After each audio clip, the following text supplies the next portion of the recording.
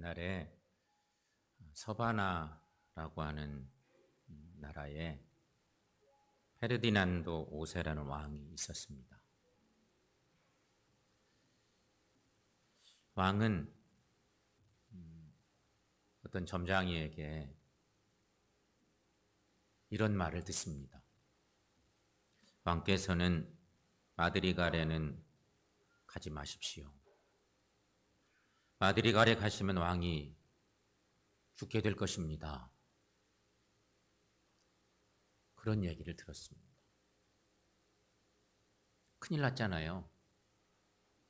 그곳에 가면 죽는다니까. 왕이 걱정이 됐습니다. 그런데 이 마드리갈에는 왕의 별궁이 있었습니다. 왕은 좋은 별궁을 지어놓고도 무서워서 21년 동안 그곳을 절대 못 갔습니다. 그러다가 한 번은 나라를 여행하다가 어느 조그마한 촌락에 이르렀는데 거기서 하룻밤을 묵게 됐습니다. 잠을 자다가 그만 왕이 병이 생겼습니다. 몸이 이상한 거죠. 병이 났어요. 왕은 이곳에서 있으면서 생각했습니다. 옆 사람에게, 옆에 있는 사람이 도대체 이곳이 어디냐? 이렇게 물었답니다. 그랬더니 옆에 있던 어떤 사람이 말합니다. 이곳은 마드갈레라고 하는 곳입니다. 이렇게 대답을 했습니다. 사실은 마드리갈이 아니고 비슷한 이름이죠. 하지만 이 말을 들은 왕은 그 말을 듣자마자 아이고 이제 나는 죽었구나 이렇게 생각을 했다는 것입니다. 아유 이제 나는 죽게 생겼다. 그리고 불과 얼마 있지 않아서 며칠 뒤에 이 왕이 죽었답니다. 그렇습니다. 병이 왕을 죽인 것이 아니고 평생 달고 다녔던 공포심이 왕을 죽게 했다 하는 얘기입니다. 세상을 살면서 걱정과 두려움이 없는 사람은 한 사람도 없습니다. 그런데 두려움에는요, 두 종류의 두려움이 있습니다. 하나는 건강한 두려움이라고 하는 것이 있겠고요. 또 하나는 병적인 두려움이 있습니다. 두려움도 이렇게 둘로 나눠 볼 수 있습니다. 건강한 두려움은 우리를 유익하게 합니다. 하지만 병적인 두려움은 우리를 해롭게 하고 죽게 할 수 있습니다. 예를 하나 들어보면 오늘도 여러분이 교회 오실 때 대부분 자동차를 타고 오셨을 텐데 자동차를 운전할 때 어느 정도의 두려움은 유익합니다. 그것은 운전을 조심스럽게 하도록 하기 때문인 거죠. 그러나 운전에 대한 지나친 두려움이 있으면 그것은 운전을 제대로 할 수 없게 합니다. 너무 긴장하고 이러다 내가 죽지 이런 생각만 하면 운전을 어떻게 할 수 있겠어요? 이 두 종류의 두려움은 성경에서도 찾아볼 수가 있습니다. 하나는 여호와를 경외하는 것이 지식의 근본이라는 말씀에 의거해 생각해 볼 수 있습니다. 그렇습니다. 하나님의 자녀들이 여호와를 경외하며 두려워하는 것은 하나님 앞에서 경건하고 조심성 있게 살도록 하는 영적인 지혜입니다. 너무 소중한 거죠. 여호와를 경외하는 삶, 살아야 마땅하죠. 또 하나, 달란트 비유에서 찾아볼 수가 있습니다.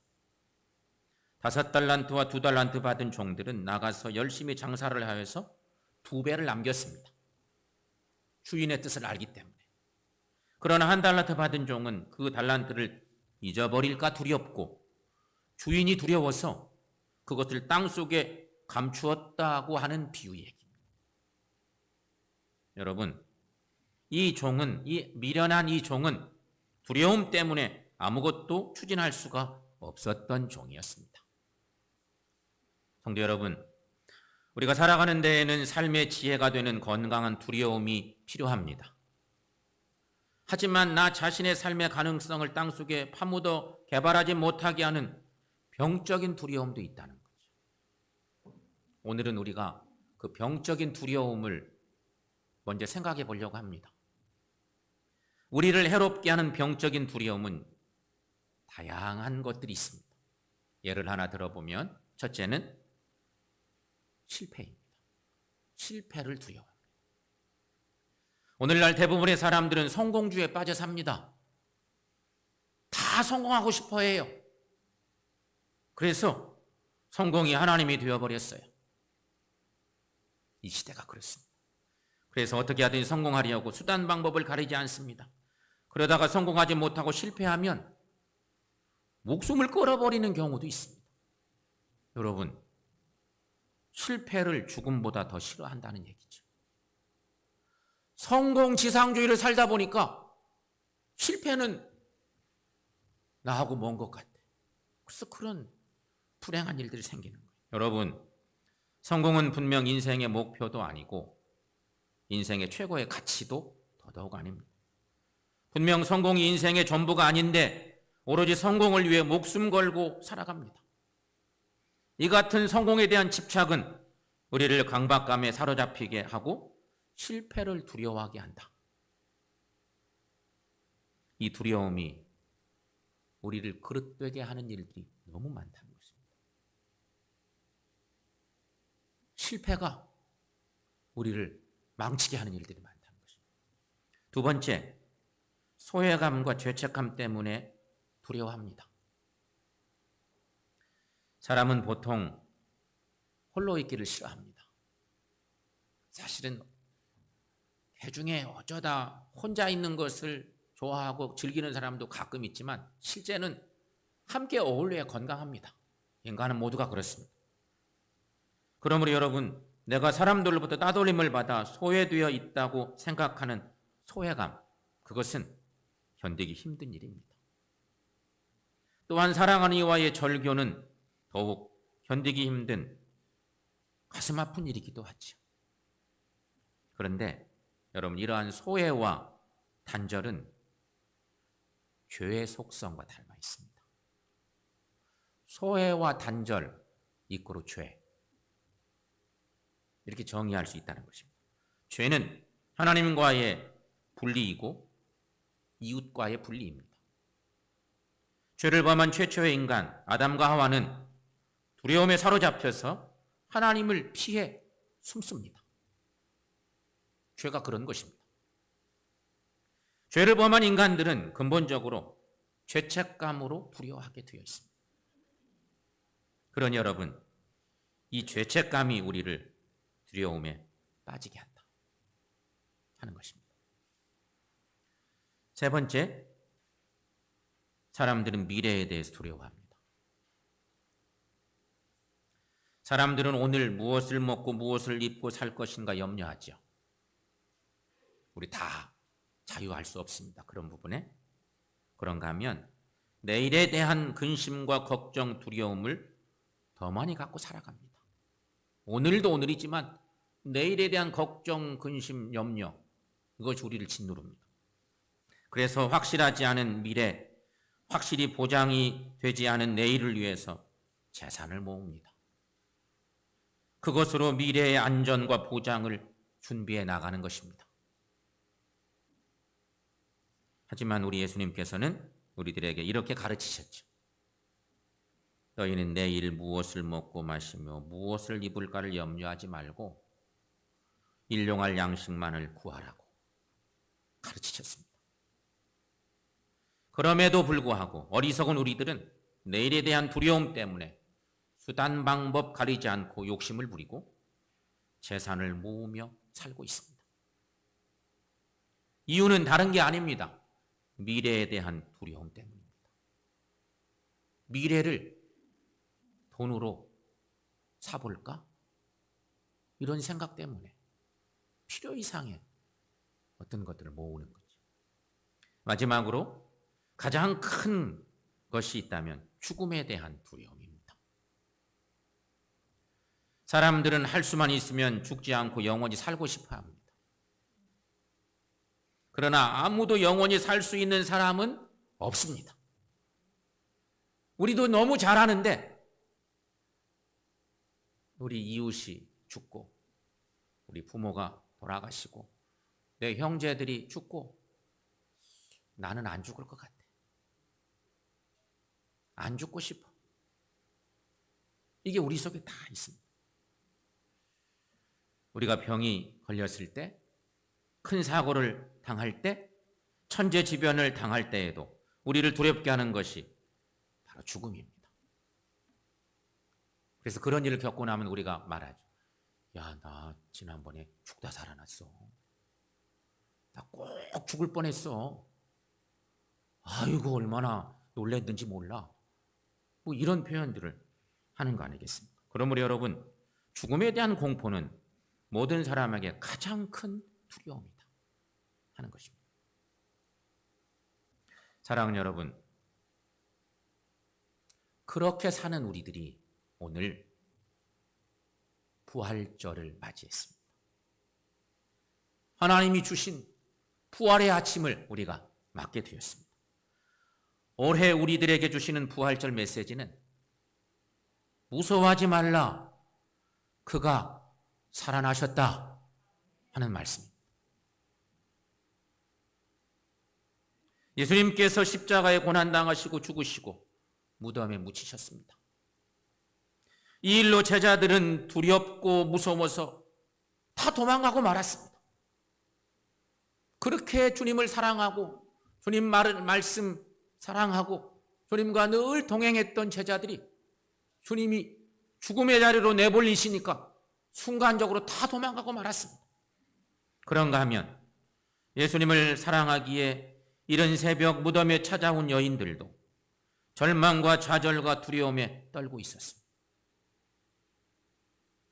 무덤에 찾아오는 여인들, 안식 후 첫날 이른 새벽에 무덤에 찾아가는 여인들의 마음속에 두려움이 얼마나 많았을까. 그렇게 무덤에 찾아오는 여인들. 그런데 부활하신 예수님께서 여인들에게 나타나셨습니다. 그리고 하신 첫 번째 말씀, 인사 말씀이 하나 있었지만 주님이 입을 열어서 여인들에게 하신 가장 중요한 말씀은 무서워하지 말아라, 그런 말씀이었습니다. 사랑의 주님이 여인들에게 주신 가장 중요한 말씀은 얘들아, 무서워하지 말아라, 그런 말씀이었던 것입니다. 성도 여러분, 요즘 코로나 때문에 전 세계가 두려움에 떨고 있습니다. 이렇게 두려움에 떨고 있는 우리들에게도 주님은 부활의 첫날 여인들에게 주셨던 말씀처럼 동일한 말씀을 주시고 계십니다. 무서워하지 말아라, 두려워하지 말아라, 내 품 안에서 평안하라 말씀하신다는 것입니다. 그러므로 여러분, 오늘 부활주일에 주신 말씀 속에서 우리가 꼭 기억할 것 두 가지가 있습니다. 하나는 예수님의 빈 무덤입니다. 오늘 말씀에 의지해서 우리가 기억할 첫 번째 내용은 주님의 빈 무덤. 본문 6절 말씀에 보면 이런 말씀이 있습니다. 그가 여기 계시지 않고 그가 말씀하시던 대로 살아나셨느니라. 와서 그가 누우셨던 곳을 보라. 천사가 일러주고 있는 그런 말씀입니다. 분명히 천사는 여인들을 향해서 그가 여기 계시지 않다, 무덤에 찾아왔던 여인들에게 천사가 하는 말씀입니다. 그가 여기 계시지 않다. 그러니까 주님의 무덤이 비어있다는 얘기죠. 이것은 정말 중요한 얘기 아니겠습니까? 무덤에 비어있다는 것은 주님께서 부활하셨다는 의미입니다. 주님께서 죽음을 정복하셨음을 의미하는 내용인 것입니다. 특별히 그가 여기 계시지 않고 무덤을 찾아왔던 죽음의 현장, 주님을 만나고 죽음으로 만나야 될 주님인데 그 무덤에 주님이 계시지 않고 그가 말씀하신 대로 살아나셨다고, 주님은 부활하셨다고 전해주고 있는 말씀입니다.